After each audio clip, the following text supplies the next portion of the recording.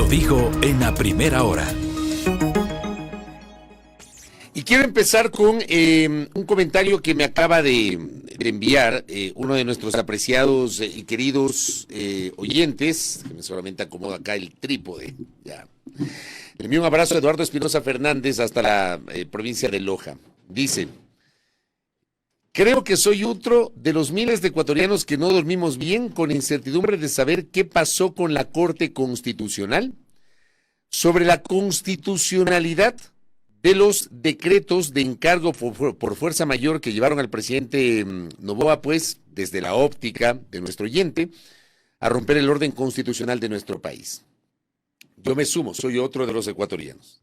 En realidad, lo primero que hice hoy a las 4:40 de la mañana, que es la hora en la que usualmente me levanto, revisar el teléfono y ver si en la madrugada hubo algún reporte, algún comunicado, si es que había alguna referencia de lo que pasó ayer con la Corte Constitucional, y nos encontramos con que no, tenía referencias de que la Corte efectivamente se instaló el día de ayer para conocer varias causas.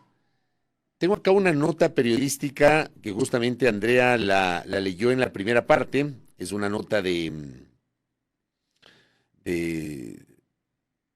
es una nota de Coavisa, en donde estábamos pendientes justamente de qué iba a pasar con la Corte Constitucional. Efectivamente, eran como 29 causas que tenía que analizar la Corte, y una de esas era la constitucionalidad del decreto 500. Y no pasó nada. O sea, amanecimos el día de hoy sabiendo, porque tuvimos varias referencias, incluso desde el área de comunicación de la propia Corte Constitucional, que la Corte estaba analizando el tema. Y frente a las inquietudes periodísticas, hacia las 13:24 recibimos este mensaje por parte del área de comunicación. Les comentamos que las sesiones del Pleno se llevan a cabo según el orden del día. Sobre la sesión de hoy nos encontramos pendientes de comunicar lo que corresponda. Les recordamos que todas las decisiones de esta magistratura están disponibles en nuestro buscador jurisdiccional. Esto fue a la 1:24 de la tarde, o sea, la Corte ya se había instalado para llevar adelante su agenda. Y hacia las 21 horas, ante la inquietud periodística de una colega, igualmente desde el área de comunicación de la Corte, nos respondieron: estamos muy pendientes de informarles lo que corresponda, inmediatamente tengamos una disposición al respecto. Bueno, son las 6:42 de la mañana y no ha habido ninguna decisión. Yo pregunto, entendiendo la naturaleza de la Corte, y yo insistiendo, no voy a cambiar mi forma de pensar. O sea, yo no siempre uno está de acuerdo, no siempre yo mismo estoy de acuerdo con las decisiones de la Corte. Como muchos no están de acuerdo, no siempre están de acuerdo con las decisiones de la Corte Constitucional. Seamos claros, este organismo es probablemente el único y el último resquicio de institucionalidad que tiene la República. Pero al día de hoy, entendiendo esto, entendiendo la naturaleza del trabajo de la Corte Constitucional, ¿por qué la Corte, dentro del orden del día, no priorizó este tema y no lo puso como primer punto del orden del día?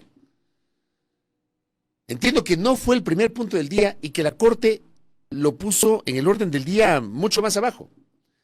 Este tema necesitaba un pronunciamiento célere, rápido, inmediato, porque el Ecuador está sumido en incertidumbre, porque además el presidente de la República ha emitido 3 decretos ejecutivos encargando la presidencia.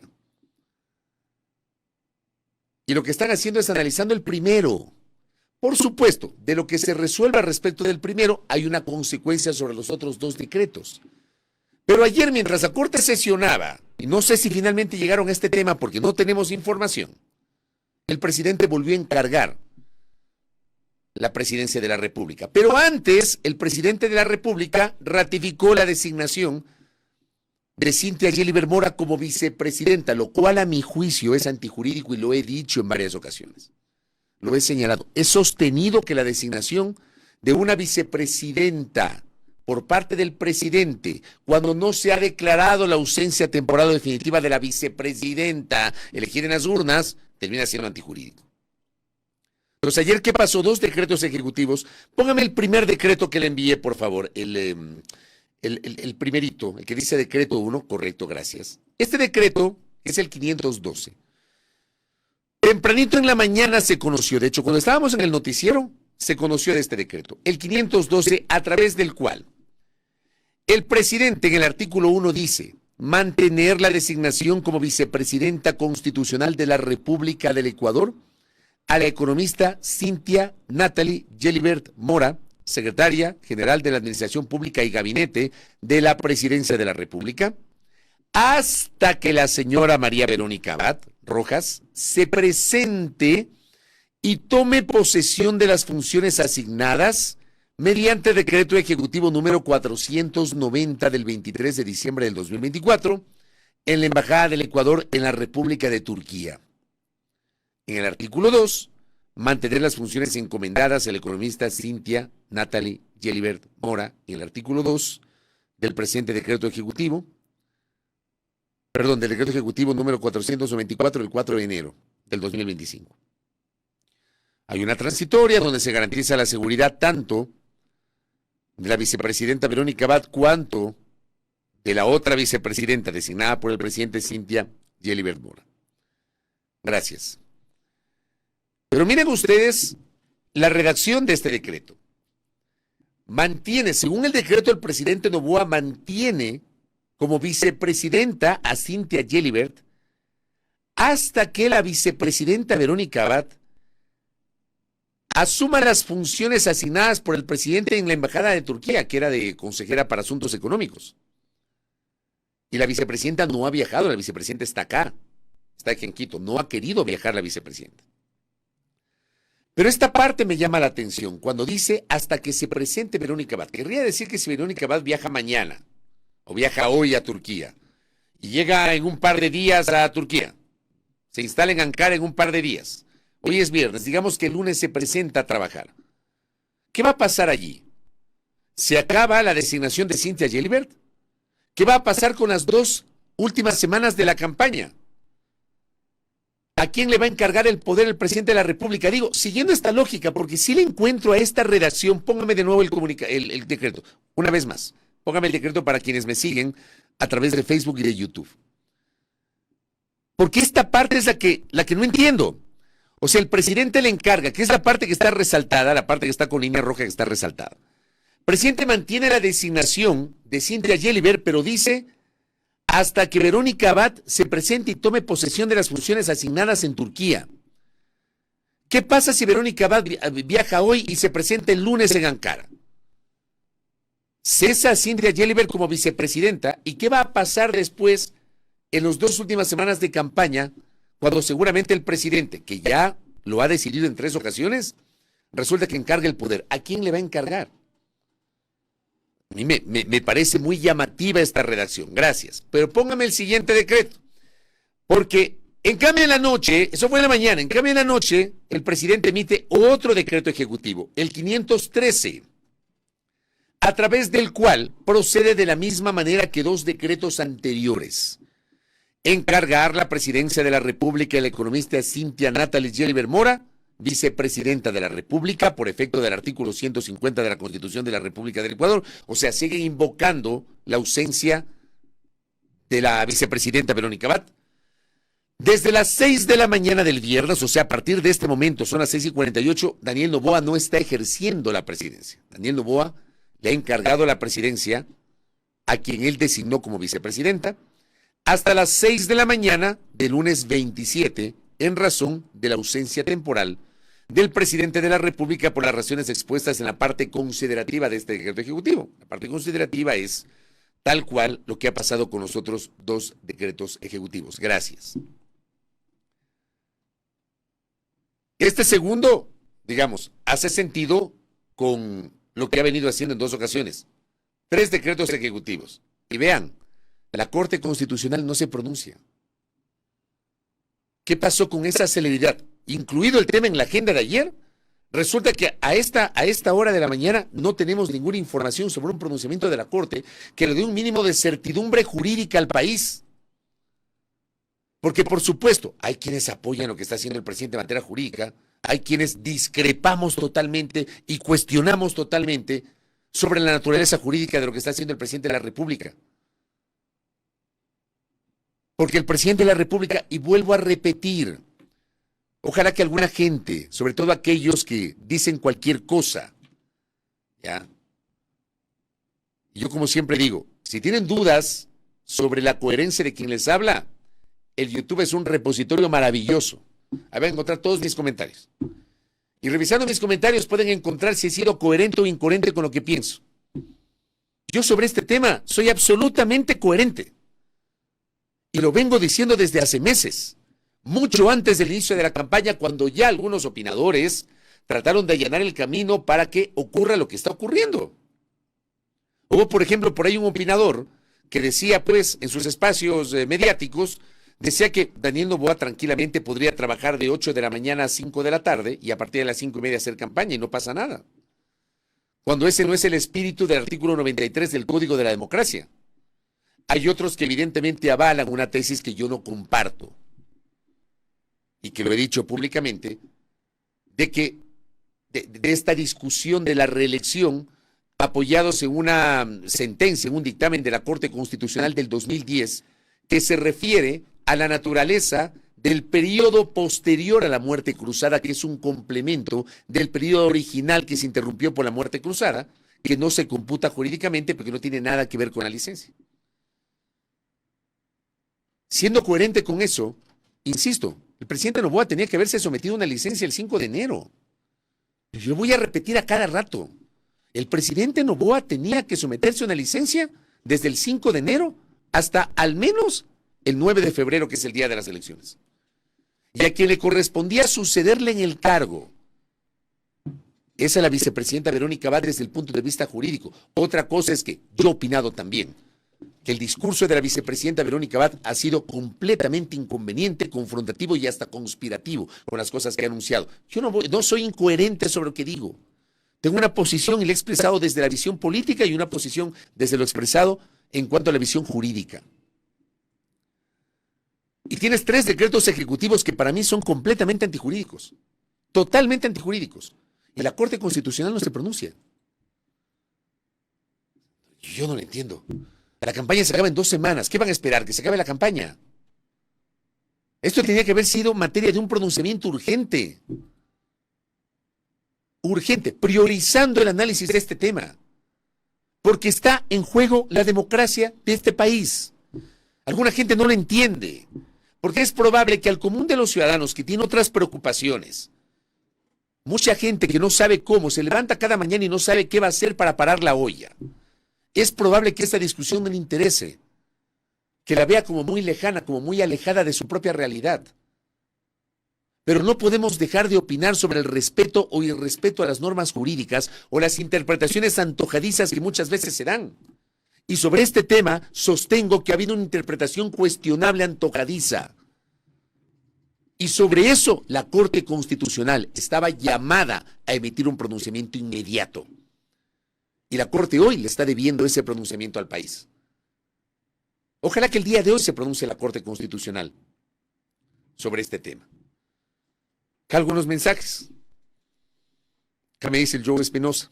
Es que es complicado porque el economista Jelliver se estaría arrogando, usurpando funciones que le podrían llevar a una sanción que implique una pena privativa de libertad. Posiblemente la única sancionada en este drama, dice nuestro oyente, sea la hoy vicepresidenta encargada designada por el presidente. Acá la doctora Jaramillo me dice, la Corte se demora demasiado, que es mi punto, demasiado. Si ayer tenías en la agenda, ¿cómo no te pronuncias ayer? ¿En serio? Mientras se sigue violentando la Constitución, dice nuestra oyente, tanto en la licencia cuanto en la figura de la vicepresidencia. La gravedad que reviste violar la voluntad popular al nombrar a dedo a una vicepresidenta. Ya, que el presidente sí tiene potestad de encargar la vicepresidencia, pero cuando hay fuerza mayor que impida a la vicepresidenta en funciones, la vicepresidenta elegida en las urnas, asumir el poder. Puse el ejemplo de Jorge Glass en 2017. Esa era una causal de fuerza mayor. Por eso el presidente Lenín Moreno designó a María Alejandra Vicuña, vicepresidenta encargada, siendo su ministra de la Vivienda. Es nuestro derecho a elegir el que se vulnera. El decreto es inconstitucional, llega a Turquía y derogará el decreto. Me dice acá como aporte, ¿no? Acá el doctor Pedro Cornejo. Gracias, doctor, usted siempre con sus aportes.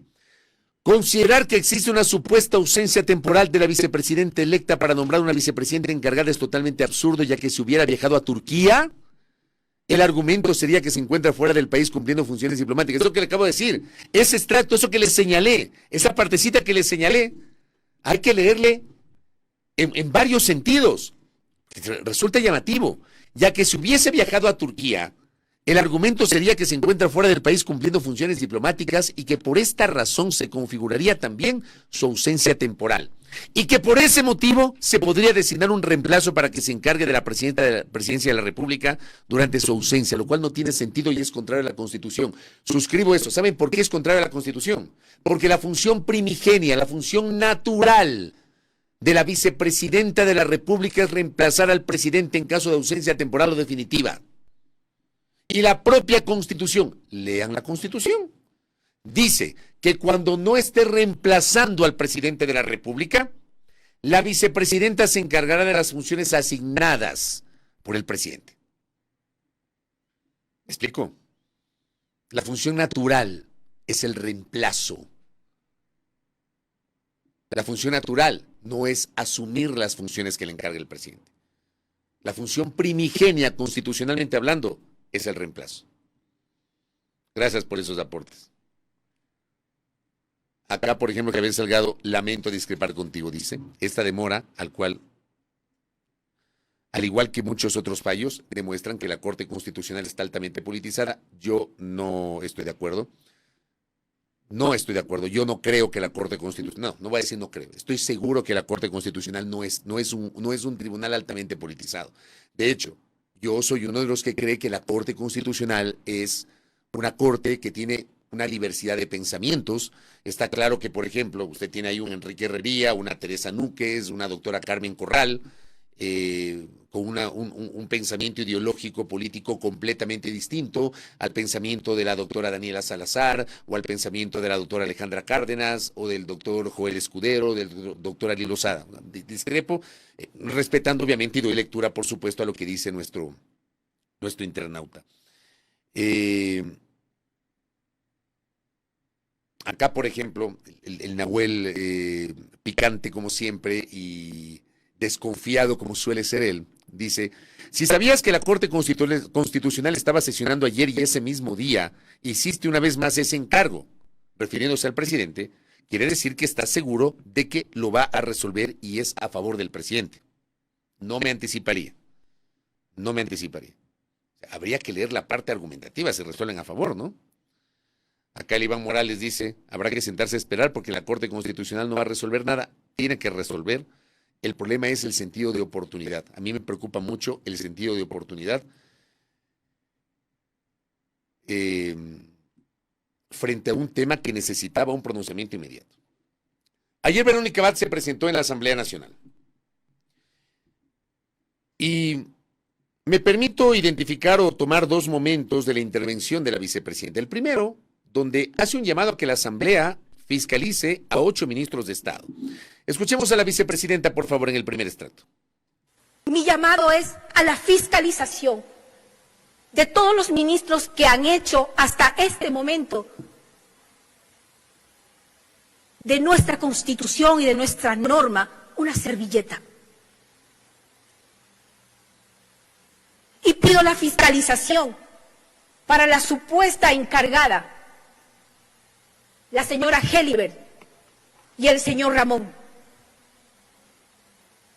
¿Por qué una fiscalización? Dentro de la vicepresidencia, ¿quién dio la plata para comprar el vuelo a Turquía?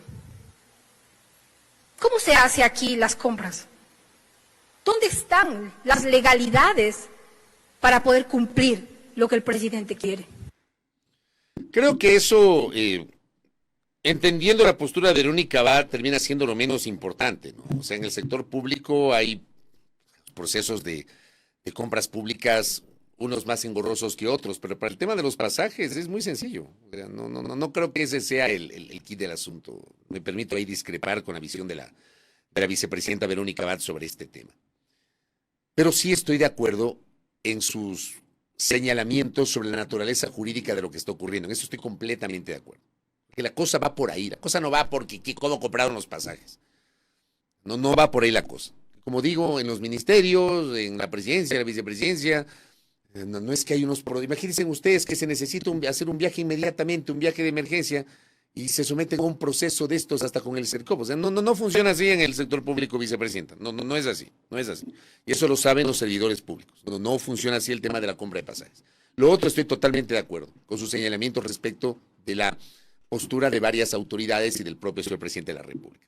Pero a renglón seguido, la vicepresidenta, Verónica Abad, le hace un guiño al presidente.